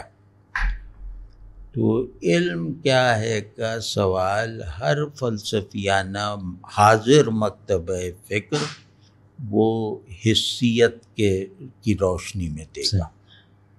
اب ریشنلٹی، کلاسیکل ریشنلزم اب بالکل باقی نہیں. وہ ریشنلزم چلا گیا ہے پالیٹکس میں، تہذیب کے مطالعے میں، نفسیات میں، لیکن اب فلسفہ نہیں ہے. وہ جیسے ہیگل کے بعد مارکس نے نہیں گرایا سارا وہ میٹا فزکس، یا جو وہ خود مارکس کا تو یہ قول ہے نا کہ وہ سر کے بل کھڑا تھا، میں نے اس کو وہی وہ آخری آدمی تھا نا، تو مارکس نے اس کو الٹا کر دیا. آخری آدمی بس ہیگل تھا، اور بس حسیت اور مادیت کا مجموعہ مارکس ہے. اب مارکس کی مادیت چیلنج ہو گئی ہے، ایمپیریسزم برقرار. اور پھر نیوٹن وغیرہ کے آنے سے چیزیں جو ذرا پراسرار لگتی تھیں وہ بھی امپیریکل حقائق بن گئی ہیں. مطلب اب یہ کہنا جیسے وہ ہے نا کہ پرندے پہلے مچھلیاں تھے، اب یہ کوئی پہلے کہتا تو پاگل سمجھتے لوگ. اب ڈارون نے ممکن بنا دیا، تو اب گویا ان کو تجرید اور تصور سازی وغیرہ کی ضرورت نہیں، کہ یہاں تک تو انہوں نے حصی بنا دیا ہے کہ پتہ نہیں کون ڈائنوسار جو تھا وہ اب سانپ بنا ہوا ہے، یا کچھ بھی جو ہماری نظر میں بالکل محالات تھے، وہ امپیریسائز جب کر دیے نا سائنس نے، تو اب فلسفہ ایز سچ فلسفہ ریشنلزم ہے. تو فلسفہ ختم ہو گیا. اب فلسفہ سبجیکٹیوزم، فینومینالوجی، اس طرح کے مختلف نام ہیں، لیکن وہ کسی مسئلے کا حل نہیں ہے. وہ مطالعے کے طریقے ہیں، وہ قیمتی ہیں، بہت قیمتی ہیں، لیکن اب فلسفہ کسی موقف پر مبنی نہیں ہے. جاوید صاحب یہ دو اشعار میں لکھ کے لائے تھا، ایک رومی کا اور ایک مرید ہندی اقبال کا. تو مولانا رومی کا ایک شعر ہے جس میں وہ کہتے ہیں کہ عقل گویت شش جہت حد است، وہ بیرون راہ نیست، نہیں بیرون راہ نیست. یہ عشق گویت ہست راہ رفتہ ام من بارہا، عشق گوید راہ ہست و رفتہ ام من بارہا. دوسرا وہ پھر آپ خود ہی پڑھے، وہ بھی وہ میں آپ کو بتا رہا ہوں، میرے ہی پڑھ سنوائیے گئے. ہر دو بمنزل رواں، چلو میں بھی ذرا یہ جو شعر ہے اقبال کا، ہر دو بمنزل رواں، ہر دو میر کارواں، عقل بہیلا می برد عشق بد کشاں کشاں. تو اس میں یہ جو عشق اور عقل، یعنی یہ دونوں استاد شاگرد یا پیر اور مرید کی اس شعر کی تھوڑی سی وضاحت. بات ایک ہے، دونوں میں سطح کا فرق ہے. ایک بات جیسے کسی مرد کامل کی بات ہے، ایک بات جیسے مرید کی، ایک پیر کی ہے.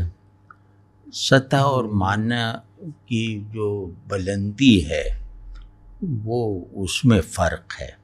اقبال نے اس کو جیسے تھیری بنایا، جیسے کسی فلسفی یا نفسیات داں یا ماہر تعلیم کی حیثیت سے ایک بات کہی، اور یہ جیسے نثر میں بھی ہو تو ایسا ہی ہے. رومی نے اب ایکسپیرینس بتایا ہے، وہ ایکسپیرینس جو ہائیسٹ ایپسٹیمک ویلیو رکھتا ہے فلسفے کی نظر میں، تو اور اس کا آہنگ، اس کی آواز، اس کی رسائی، اس کا جغرافیہ بہت ہی بڑا ہے. کہ عقل کہتی کہ جو 6 جہتیں ہیں یعنی اسپیس اور ٹائم آرڈر، یہ بس آخری حد ہے، اس سے باہر نہ وجود ہے نہ علم ہے، یہ جو کانٹ کہہ رہا ہے. تو اب عقل کا یہ دعویٰ ناقابل تردید ہے عقلی دلائل سے. اب دیکھیے وہ کہہ رہے ہیں کہ عشق گوید راہ ہست و رفتہ من بارہا، کہ عقل تو بغیر کسی کوشش کے کہہ رہی ہے کہ بس آخری سرحد یہ ہے، وہ کوئی وہاں پہنچی بھی نہیں ہے جس کو وہ حد آخر بتا رہی ہے شرعیت کو۔ عشق کہہ رہا ہے کہ تم نے تو جہالت میں ایک دعویٰ کر دیا، تم نے تو وہ باؤنڈری بھی نہیں دیکھی، مجھ سے پوچھو کہ راستہ ہے زمان و مکان سے بلند ہو جانے کا، اور میں بار بار آیا گیا ہوں۔ یہ بہت بڑا مضمون ہے، یہ جیسے ایکسپیرینس ہے، کوئی کہے کہ رسول اللہ صلی اللہ علیہ وسلم کو اس کا متکلم بنایا جا سکتا ہے۔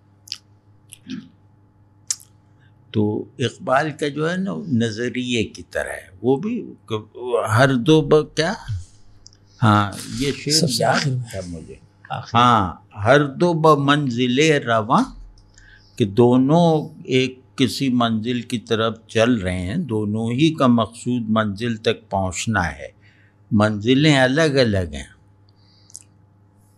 بمنزل رواں یعنی اپنی اپنی منزل، ہر دو امیر کارواں، دونوں کے پیچھے ان کے پیروکار ہیں،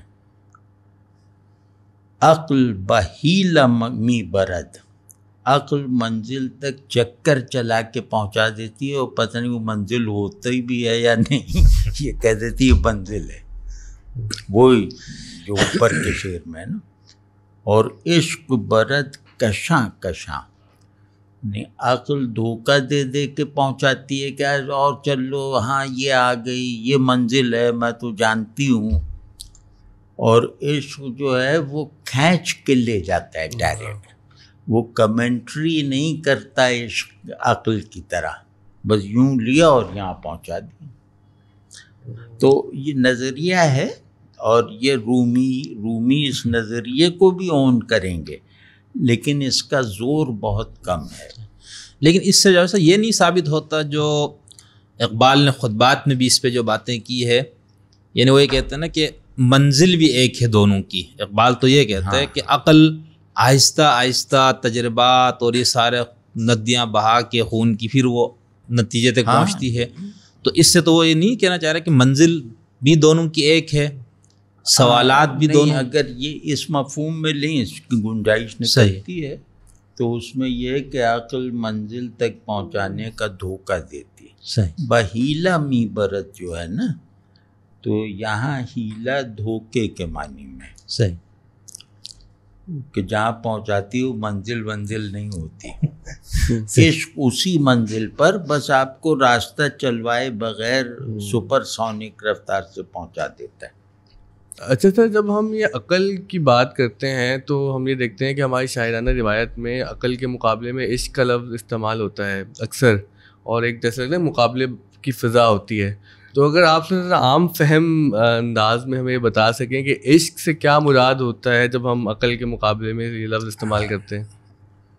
بہت آسان ہے، اختصاراً عرض کر دیتا ہوں کہ جس چیز کو لفظ شعور سے بیان کیا جاتا ہے کہ انسان صاحب شعور ہے، تو اس شعور کا سارا تعلق ذہن سے نہیں ہے، شعور کہتے ہیں اسٹیٹ آف اویئرنیس، شعور کا ترجمہ اویئرنیس ہے، تو یہ جو اسٹیٹ آف اویئرنیس ہے، عقل اس میں جزوی کردار ادا کرتی ہے، یعنی ہمارے اندر جو ایک حالت وقوف ہے، یا یوں کہہ لیں کہ ہمیں جو ایک احساس یقین کے ساتھ رہتا ہے کہ ہم جانتے ہیں،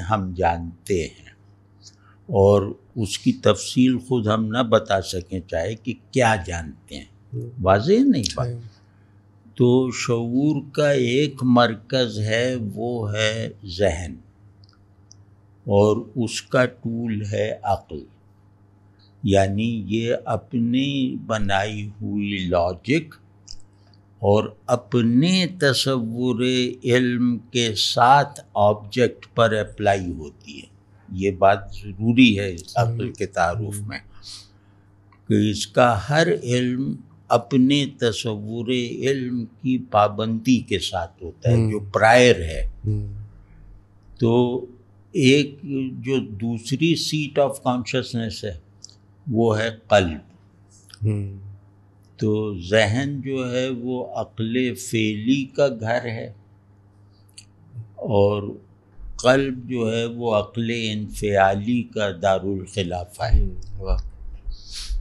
وہ چیزیں ریسیو کرتا ہے، چیزیں اس تک پہنچتی ہیں اور عقل اپنے مقصود تک حرکت میں رہتی ہے. تو عشق جو ہے اصطلاح میں یہ کہتے ہیں اللہ کی طرف سے ایسی کشش ہو جانا کہ عقل کا وسیلہ غیر ضروری ہو جائے. کیا بات. یعنی گاڈ اویئرنیس میں تجربے کی ساخت بن جائے، خیال، فکر یا علم کی ساخت نہ رہے. تو یہ جو ہے یہ یعنی اللہ کی حضوری میں رہنے کا بلا خلل حال، یہ اگر پیدا ہو گیا تو اس کو کہتے ہیں کہ یہ عشق ہے. وہ جیسے وہ مولانا کا ہے نا، شاد باش عشق خوش سودائے ماں، اے طبیب جملہ علت ہائے ماں، اے دوائے نخوت و ناموس ماں، اے تو افلاطون و جالینو سے ماں. کیا بات. جاوید صاحب، یہ مسلم فکری تاریخ میں محدثین، متکلمین، فلاسفہ اور صوفیہ، ان چاروں میں جو عقل کے حوالے سے جو اختلاف ہے، وہ جو تنازع ہے وہ کیا ہے؟ یعنی جیسے ہم نے کہا نا کہ قرآن میں بھی عقل کی بات ہے اور اہمیت کی بات کی، استعمال پر بھی بات کی گئی، تو پھر ان چاروں میں اختلاف کی بنیادی علت کیا ہے؟ یعنی کس وجہ سے اختلاف ہوا ہے؟ دیکھیں، محدثین کا عقل سے کوئی تعلق اس معنوں میں نہیں ہے کہ وہ جس ڈسپلن میں کام کر رہے ہیں وہ ایسا ہے جیسے لائبریرین ہے، کوئی ڈیٹا کلیکٹر ہے. صحیح. تو وہ جیسے ٹیکنیکل کام ہے اور اس میں عقل کا علمی جو کردار جس سے ہم مانوس ہیں یا جس فضا میں ہم بات کر رہے ہیں وہاں وہ دخیل نہیں ہے اس کام میں. وہ جمع آوری کا کام ہے نا، تو وہ تو اس سے نکل جائیں. وہ ان کا ذکر دوسری طرح آئے گا مخالفین عقل میں، تو وہ ہم دیکھ لیں گے. لیکن جو بنیادی اختلاف ہے وہ فلاسفہ، متکلمین اور اصولی علماء کا، اصول فقہ والے علماء کا یا مفسرین وغیرہ کا. تو اس میں فلاسفہ کا تصور عقل سارا کا سارا ماخوذ ہے یونان اور نوفلاطونیت سے، پورا بالکل پیرس وہی ہے، حتیٰ کہ اس کی شرح بھی وہی ہے. عقل کی 6 قسمیں، یعنی وہ جو ذہن میں رکھی عقل ہے اس کی 6 قسمیں، جو وجود میں بلٹ ان عقل ہے جو قلب کا کہہ رہا تھا وہ 10 ہیں، وہ موجودات ہیں. عجیب عجیب. وہ تو فلسفہ ہمارا مذاق ہے. سچی بات یہ ہے کہ مسلم فلاسفہ میں ذہانت اور یہ سب بہت ہے، شارح بہت اچھے ہیں، لیکن اوریجنل تھنکر ہمارے یہاں شہاب الدین سہروردی مقتول کے علاوہ نہیں ہے. اوریجنل تھنکر نہیں. ایک اور وہ میر باقر داماد اور وہ شہاب الدین سہروردی مقتول، گو کہ یہ دونوں افلاطون کے کیمپ میں تھے. مطلب یہ کہتے ہیں ہمارا استاد وہ ہے، لیکن انہوں نے بہرحال اس فلسفے میں نئے نکات نکالے ہیں جو فلسفے کی پہلے سے موجود روایت میں تسلیم بھی کر لیے گئے، قبول بھی کر لیے گئے. مسئلہ زمان پہ جو میر باقر داماد کا کلام ہے وہ بہت آج ہمارے لیے بھی بہت جیسے مستقبل کا ہے. اچھا. مطلب آج جب کے زمانے پر بات کرنے کے لیے فزکس وغیرہ کی کمک بھی موجود ہے، لیکن وہ ہم سے آگے کا لگتا ہے، وہ ماضی کا نہیں لگتا. اسی طرح وہ جو شہاب الدین سہروردی کا اشراق کا جو فلسفہ ہے وہ اصول میں افلاطونی ہے، جزیات میں اوریجنل ہے. تو ان کا تو وہی تصور عقل ہے. سوائے شہاب الدین سہروردی مقتول کے ان کا تصوف سے بھی تعلق تھا، ربط تھا. تو ان کے یہاں عقل کا ایک عرفانی تناظر بھی دکھائی دیتا ہے. جیسے عقل کے نام انہوں نے اصطلاحیں بھی بدل دی نا، مطلب نام اپنے رکھ لیے. تو عقل سرخ اور یہ سب صوفیہ اور اچھا متکلمین کا یہ تھا کہ یہ عقل کی تعریف میں تو کم و بیش فلسفیوں ہی جیسے تھے عقل کی ڈیفینیشن میں، لیکن اس کے استعمال میں اور اس کو استعمال کرنے کی بیسک لاجک میں مختلف تھے. وہ کہتے تھے کہ عقل کو کسی بیرونی گائیڈنس کی ضرورت نہیں ہے. فلاسفہ صحیح بالکل یہ کہتے تھے کہ عقل کو بیرونی گائیڈنس کی ضرورت ہے اور عقل پابند ہے کہ عقائد کی شرح کرے، نہ کہ ان پر جرح کرے. تو یہ ایک وہ تھا. تو لیکن اس میں عقل کی تعریف وغیرہ میں فلاسفہ مضبوط ہیں کیونکہ ان کی پشت پہ بہت بڑی روایت ہے. صوفیہ ہمارے ہیں جن کے بارے میں یہ کہا جا سکتا ہے کہ انہوں نے قلب اور ذہن کا مجموعہ جو ہے وہ عقل میں کھپایا ہے. یعنی ان کی عقل محض ذہنی سرگرمی کا ٹول نہیں ہے. انہوں نے عقل کو اس کی اوریجنل پیسیوٹی کے ساتھ بہترین ایکٹیو حالتیں فراہم کی ہیں. تو اگر ہمیں اعتماد سے اپنی روایت کے تصور عقل پر بات کرنی پڑے تو میں مطلب پسند کروں گا کہ میں صوفی روایت میں رہ کے بات کروں. ان کا جو تصور عقل ہے وہ پرانا نہیں ہوا، آج بھی. فلاسفہ کا تو ہو گیا، متکلمین کا بھی ہو گیا، لیکن ابن عربی وغیرہ آج بھی انٹیکٹ ہے. اب مثال طور پہ عقل کا ایک استعمال عرض کرتا ہوں. ابن عربی کا ایک قول ہے کہ الخلق معقول والحق محسوس. اب دیکھیے حسیت اور عقلیت آ گئی نا، محسوس بھی اصطلاح ہے، معقول بھی فلسفے ہی کی اصطلاح ہے. اس کو آسمان پہ پہنچا دیا انہوں نے. معقول کا مطلب اعتباری اور محسوس کا مطلب موجود فی الخارج. تو حق موجود فی الخارج صرف حق ہے، خلق موجود فی الاعتبار ہے. تو وہ جو اعتبار کا ان کا فلسفہ ہے نا وہ بہت زیادہ جامع ہے، لیکن افسوس کہ مطلب وہ آگے نہیں چلا. تو میری رائے میں ہمیں زیادہ مطلب ایک باضابطہ کوشش سی کرنی چاہیے کہ صوفیوں میں عقل کی تعریف کیا ہے، کردار کیا ہے، حدود کیا ہے. تو یہ تمام صوفیہ میں ہے.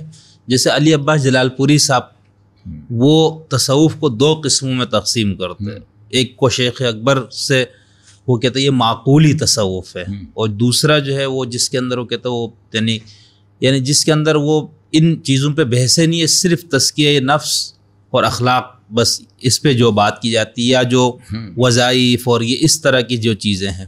تو اس کو آپ صحیح سمجھتے ہیں کہ یعنی نہیں؟ دیکھیں علی عباس جلال پوری صاحب کا معاملہ یہ ہے کہ ایک آدمی کو کہا گیا کہ یار یہ دو آدمی بیٹھے ہیں تو بادشاہ کسے مانا جائے، دونوں بادشاہت کے دعوے دار ہیں. تو وہ دیکھتا ہے ان دونوں کو اور کہتا ہے کہ یہ دونوں بادشاہت کے حقدار نہیں ہیں. بادشاہت کا حقدار جو ہے وہ میرا پڑوسی ہے. تو یہ اناڑی پنتھ کا محاکمہ ہے. اور نہیں لیکن جیسے ہم صوفیہ کو پڑھتے بھی ہیں نا تو وہ شیخ اکبر والی بات ہر صوفی نہیں اس میں تو نہیں ہے. دوسری طرح کہا جاتا ہے. اچھا. اس کو تصوف کی اصطلاح میں کہا جاتا ہے حب عقلی اور حب عشقی. صحیح جی. تو معیاری اصطلاح میں بات کرنی چاہیے. اور ایک ہے کہ ڈاکٹرینل تصوف یہ ویسٹ نے دی ہے، اور پریکٹیکل تصوف یا مورل تصوف وہ جیسے علی عباس صاحب کی بات ہے. لیکن ڈاکٹرینل تصوف ہے، وہ فلاسفیکل تصوف نہیں ہے. صحیح. تو وہ باتیں کیونکہ عقل کو زیر کرتی ہیں یا مبہوت کرتی ہیں تو یہ لوگ اس کو بھی فلسفے کھاتے میں لے جاتے ہیں. بالکل نہیں ہے. اور ابن عربی فلسفے کے دشمن تھے، کلام کے بھی وہ فلسفے کے بھی. تو خیر، تو ان کا جو تصور عقل ہے نا، اس میں ایک عجیب سی بات ہے. یہ نہیں کہ یہ لوگ اس تصور عقل کے بانی ہیں. تمام پچھلی جو ایسوٹیرک روایتیں ہیں عیسائیوں کی یا اور بھی قدیم، وہ اس تصور پہ جیسے اصولی اتفاق رکھتی ہیں. وہ یہ کہ عقل وجود کی خود شعوری ہے. یہ تو وجود آسان ہے. وجود کی سیلف اویئرنیس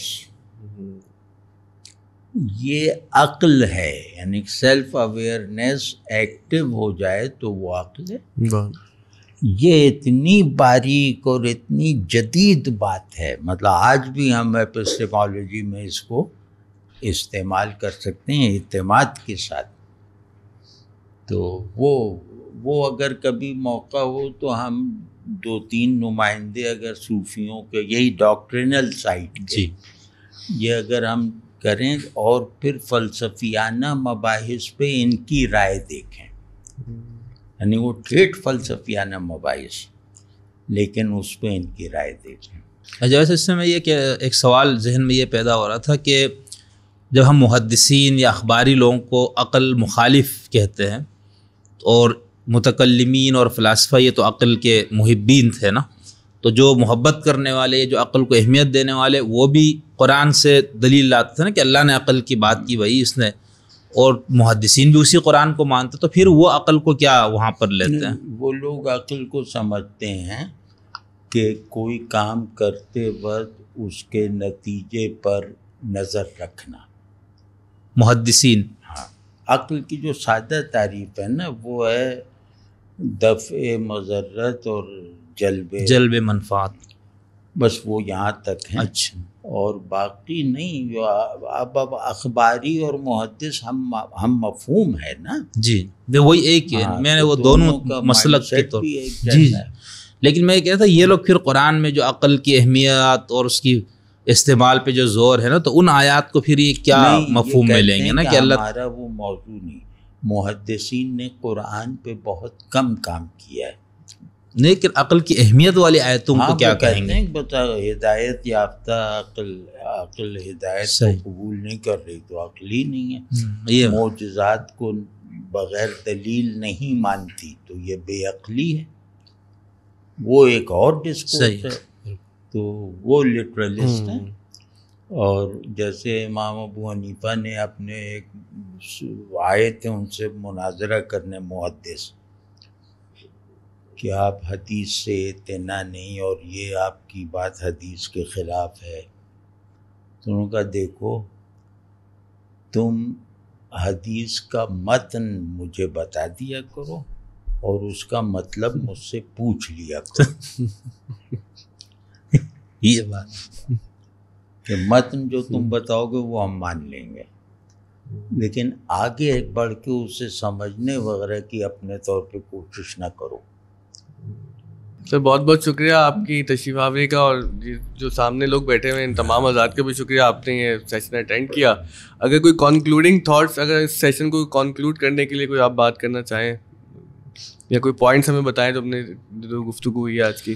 ہاں نہیں, بس اس میں یہ کہ مجھے ایسا لگتا تھا مذہب کے پڑھنے والے اور جو مبلغین وغیرہ بھی اور جو ہمارے فلسفہ بھی پڑھنے کے دعویٰ کرتے تو یہ عقل, اس کے حدود, مسلمات عقلیہ, مذہب اور عقل سے متعلق کافی خلط مبحث سا مجھے, یا تو ہماری اپنی کم علمی ہوگی یا معلوم نہیں. حالانکہ قدیم علم کلام میں اس پہ کافی بحثیں ہیں اور جدید علم کلام پہ ہم آگے بھی بات کریں گے کچھ آپ سے.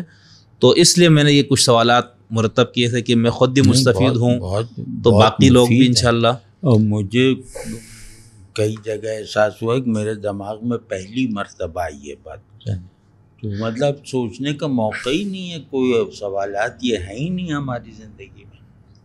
تو یہ بڑا اچھا ہے, اس طرح اس کی ایک سطح مینٹین کیے رکھیں. ٹھیک ہے.